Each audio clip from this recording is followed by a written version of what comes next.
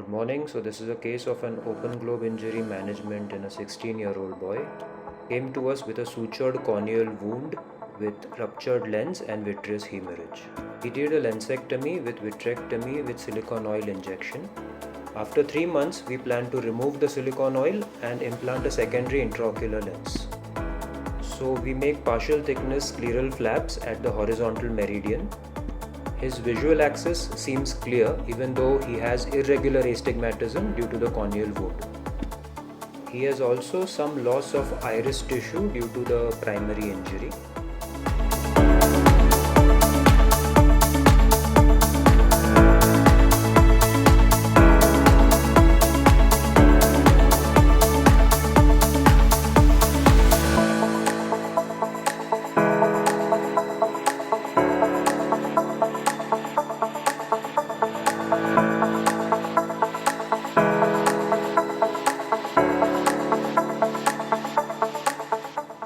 We now make 3 23 gauge ports to facilitate silicone oil removal and additional retinal procedures if needed.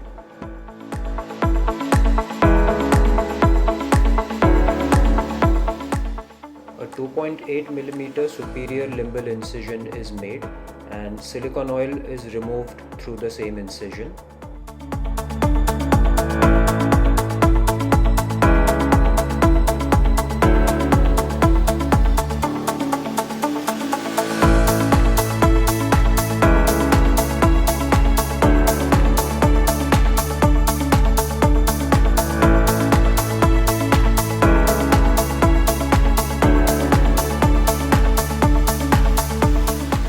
This is the last of the silicone oil bubble being removed.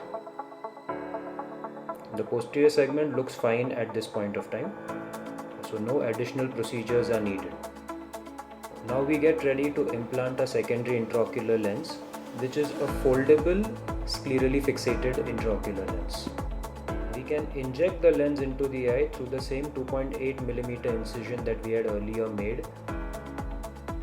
The haptics then can be exteriorized underneath the partial thickness scleral flaps that we had earlier constructed. We make a vertical stab incision underneath the scleral flaps on both the sides. This is where we are going to exteriorize our haptics.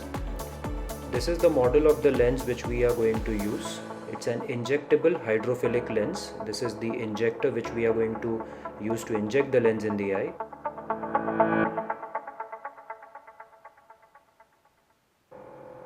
I'm going to use a curved 23 gauge forceps to hold and exteriorize the haptic inside the eye.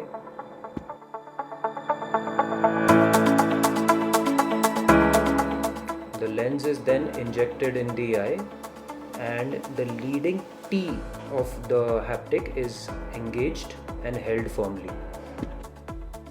The lens is completely injected and we should wait until it unfolds.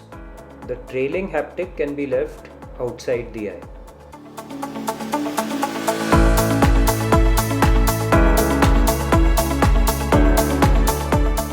The leading haptic, which is then engaged by the forceps, is gently drawn out from underneath the scleral flaps, and you can see the two limbs of the T being engaged, and they are brought out now and they are resting comfortably against the scleral stab incision.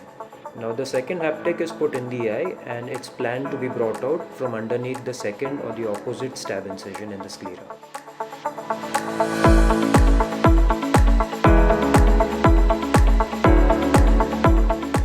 So the plan was to use a Sinski and engage the dialing hole and then use a handshake technique to feed the haptic into the forceps, but unfortunately while doing this the lens slipped and fell into the vitreous.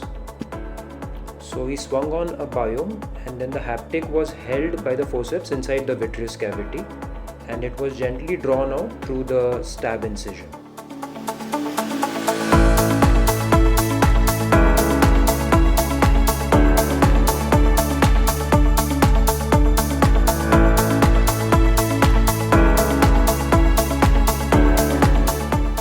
Here you can see the haptic being brought out of the sclerotomy wound.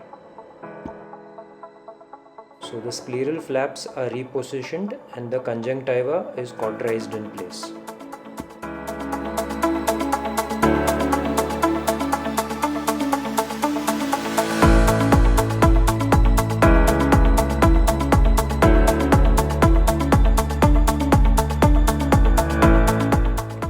partial fluid air exchange is performed for volume replacement.